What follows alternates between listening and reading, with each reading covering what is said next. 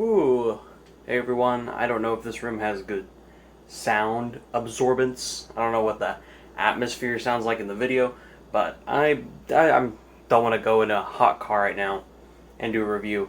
Nor do I want to do it in my room right now because I'm cleaning and there's like nowhere to sit because I put everything up and have a Roomba in there cleaning shit. So, that would be loud. So I'm doing a quick review for the Hitman's Wife's Bodyguard, the brand new film starring Ryan Reynolds, Samuel L. Jackson, and of course Salma Hayek, who is the wife if you've seen the first one. I went to the early access screening they did on, I already forgot the day, Thursday, that they did at AMC theaters worldwide. It was through Snapchat. So Snapchat hosted the early screening, and basically you had to buy the ticket, I think through Atom Tickets, because they were not listed on, like fucking, whatever you call it, AMC, Cinemark, Fandango. It was specifically, I saw listed on Atom Tickets. So I'm guessing Snapchat teamed up with them, got the screening. Doesn't matter. The movie comes out next week on June 16th, so next Wednesday, I believe. Although if anyone's going to go, they're probably going to go on Thursday or Friday, so that's the hope at least.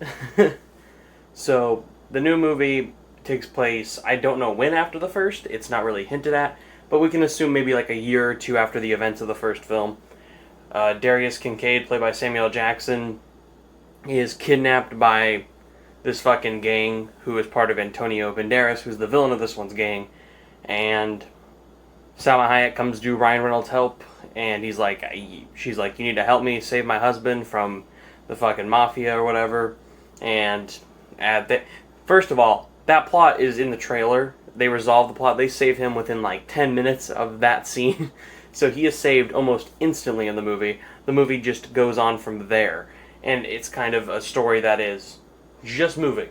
No stopping, no slow parts. It is just exposition, fucking dialogue, immediate action, immediate story, immediately next scene. There's no breaks, there's no emotional moments, there's no time. It just fucking goes for it. It feels like a 90s comedy, where you'd watch those 90s action comedies, sort of like after Rush Hour 1, you would get Rush Hour 2, where the story would be not like the importance, it would just be consistent comedy, exposition, move on, and that's how quick the movie would go. This one's 20 minutes shorter than the first, and as I thought the first one was a little slow-paced, but was kind of good because it left time for those serious moments, the ones where there's actually story. Even if the story isn't good, there's a story to be had. There's like almost no story here. But Antonio Banderas as the villain, the idea of the villain is to... Fuck, I don't remember already. It's how unmemorable he is, the villain. He gets this superpowered drill and gets the coordinates somewhere in Europe to drill into the ground, enhance blowing up all of Europe so Greece's economy can thrive and shit. It's fucking stupid. It's a terrible plot.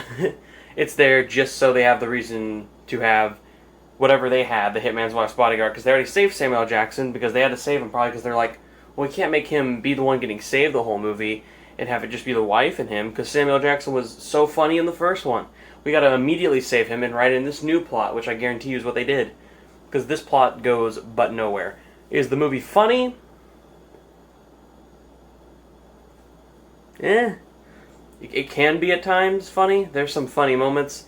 If there's a person specifically who is the funny one, it is most likely going to be for everyone, Salma Hayek, who is consistently loud and aggressive and rude, but she doesn't realize it. She always thinks she's like fucking sane and normal, but really she's like the craziest of the bunch of the main characters here. Frank Grillo has a small role too. Frank Grillo was really funny in his scenes. But overall, like, I thought it was just inconsistent. Like, I didn't find Ryan Reynolds very funny. Any scene he was in, I was like, he's playing Ryan Reynolds' character that he plays when he's Ryan Reynolds' character. Any scene with Samuel L. Jackson is a repeated joke from the first one, either A, referencing something he did to Ryan Reynolds in the first one, or it's just him saying motherfucker and talking about how he lost his left nut and now he can't have a baby with his wife. That's the character limits here. Action is just as it looks in the first. I wouldn't say good, because it's not good in the first. The action is very average, a lot of shaky cam, a lot of that headache stuff. The CGI and visuals, when they do use them, are very, like, noticeably bad. I'm really curious what the budget for this film is, because I don't know the budget for the first one either. If I had to guess, the budget would be maybe in, like, the 50 million range, but that would be mainly for the actors and the people they got. Because beyond just 3 A-listers, or you could say maybe B-list for some of them, Samuel L. Jackson, Ryan Reynolds, Salma Hayek. You got Frank Grillo, who's pretty well known. You got Morgan Freeman in the movie. You got Antonio Banderas in the movie. You got people whose names are, you would know them. Like, if you saw them, you'd be like, I know who the fuck that is. So, like, I'm assuming most of the money went to the cast and the crew, more than anything could have went to this film, because the action and budgeting and all that looked very meh, looked very average. I think if this had a better writer and some better filmmakers, you could provide a really funny movie. The idea of that first film was that it was just a film that got made. I'm sure Ryan Reynolds and Samuel L. Jackson got a good paycheck, and they had fun making it, and there's some funny moments. That film worked as an average 6 out of 10 average film. It worked. This one is a decreasement. It is a messy story, and like way faster pace that it's kind of a headache. Like, I feel like if you left the theater for like a minute to go to the restroom or do something, you'd probably come back and be like, okay, actually what happened? What exposition did I miss? Because something important clearly happened. Because any moment there's some form of exposition. It literally goes from like explaining scene for 5 minutes with a few laughs, and then strictly a minute action scene, and like the scenes that are with action are really short, and then some scene where it's calmed down, it's just the main characters and they're telling fucking dick jokes and saying mean roasts to each other the whole time, and Ryan Reynolds is stressing out. That's what the film's gonna be the whole time. And I had some fun with it. I would say the first 40 minutes I was really enjoying, and then some sprinkled scenes later on with Salma Hayek I enjoyed, and Frank Grillo I enjoyed, but Frank Grillo's barely in it. But as a story, the overall film, I found myself kind of there like, this is just a film that got made. This isn't necessarily a complete piece of shit, but this isn't a good film either. I would not recommend it, but I couldn't say stay away from it, because you could probably have fun if you rented this at home for like $1, or like maybe a $5 rental, or you go to a matinee screening. Like, I don't know what to say about the film. It's weird, because it's, again, it reminds me of, again, like Rush Hour 2, where that story and that thread is just fucking nailed in there. They repeat jokes, but there's some funny moments because there's some new characters and some new ideas, but not enough to make the film better. It just feels more rushed, and it feels made for money. But I say that, and I'm like, The Hitman's Bodyguard isn't like a name that you just say out loud and everyone's like, oh yeah, The Hitman's Bodyguard, that film was fucking huge. I remember that first one. I remember the impact that left, like, you know, like Deadpool did, or something. It didn't, though. That movie was just a fun film that didn't have a huge budget, but a decently, like, lengthy budget, I'm pretty sure, and it made back its money, clearly enough to get a sequel. And I think with this movie coming out, where it is good. It comes out next week. Nothing comes out next week. It will probably be the winner of next week in terms of what comes out. Because next week, I believe, just the Sparks Brothers is coming out, and that's a documentary on a subject that I don't think people really care about. Sparks Brothers, I saw that at South by Southwest. Really good documentary, solid from Edgar Wright, but no one's going to go out to see that in a theater. People might actually go out to watch Hitman's Wife's Bodyguard in a theater, and it will make back a good amount of its money, and then when it hits VOD, it'll probably make back the rest of its money. Hopefully not enough for a third one, because I feel like it'll just be repeated jokes again. I don't know what they'll call it. The Hitman's Wife's Son's Daughter's Father's Cousin's Bodyguard's Son-in-Law's Roommate. That's the title. Call it that. Yeah, this review's short, because it's a hard one to talk about. Story is bland and not memorable. Characters are the exact same they were. Salma Hayek is still the funniest part. She has a small role in that first film. Her role here is bigger. She gets more to do, and she is funnier in it. Samuel Jackson, he plays the same character. He's never bad. He's just always kind of there.